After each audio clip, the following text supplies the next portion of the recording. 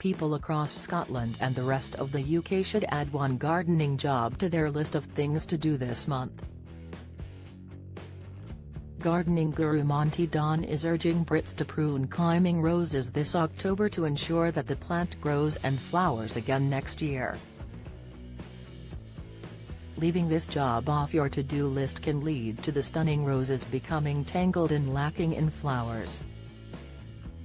The task is often assumed to be a complicated one, but the expert advises that pruning roses is not a difficult job to complete if some simple tips are followed. Monty instructed, prune climbing roses. Climbing roses flower on shoots grown the same spring, so they can be pruned hard now. It is important to pop on a pair of gloves before pruning this popular plant, as many have thorns capable of causing some pain. Any damaged or crossing growth or any very old wood should be removed as a first step, with these parts of the plants able to be pruned right back to the ground, the 68-year-old horticulturist explained, reports The Express.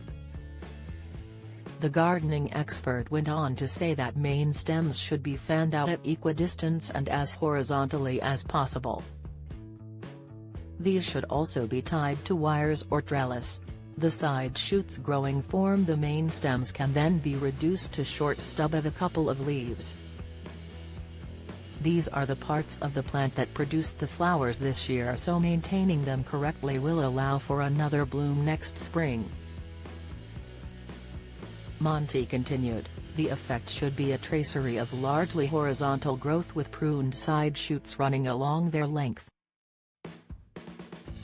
Finally, make sure it is all tied firmly in to avoid winter damage.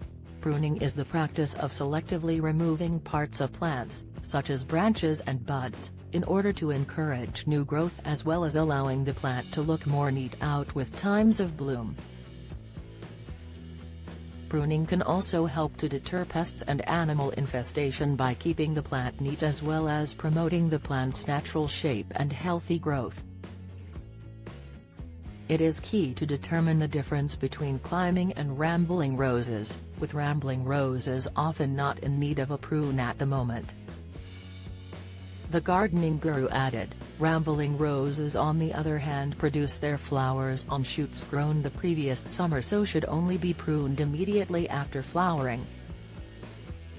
The easiest way to differentiate is by taking note of the flowering time, according to gardening pros at the Royal Horticultural Society (RHS). They said, a climbing rose will repeat flower almost all summer and well into autumn, while a rambling rose usually flowers only once, normally around June. Don't miss the latest news from around Scotland and beyond.